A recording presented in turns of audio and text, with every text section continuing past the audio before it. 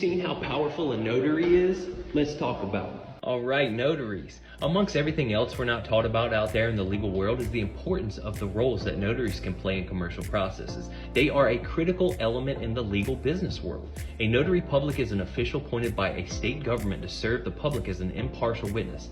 Now, impartial means not favoring one side or the other. They're fair. They are allowing equal treatment amongst all parties involved. A notary is classified as a federal witness pursuant to Title 18, Part 1, Chapter 73, Section 1512, tampering with a witness, victim, or an informant. And they can also perform the functions of a quasi-postal inspector under the Homeland Security Act by being compelled to report any violations of the U.S. postal regulations as an officer of the executive department. Notary services dates way back to ancient Rome.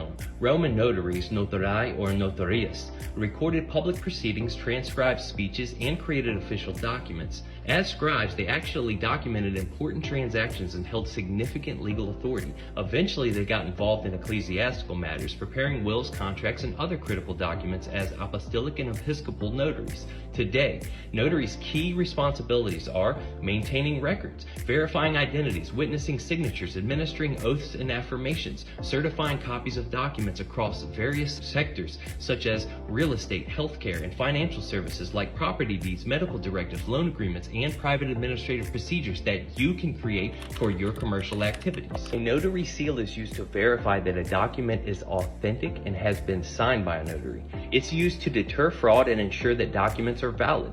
A notarial certificate adds a critical layer of protection against fraud and misuse by including a notary seal and signatures. These documents become nearly impossible to forge, making it extremely difficult for individuals to deny their involvement in something or the authenticity of a document's contents. They act as an agent of the Secretary of State local and have interstate recognition authority based on the full faith and credit clause of the Constitution, which requires states to recognize public acts and records of other states and every court within the United States and its territories or possessions. Remember that court is being held wherever a sovereign lives, which is you. And when trying to submit your paperwork or processes to recipients so that it crosses jurisdictions, it's not necessary to use a notary, but it is more easily accepted by the public, even if it's a private process.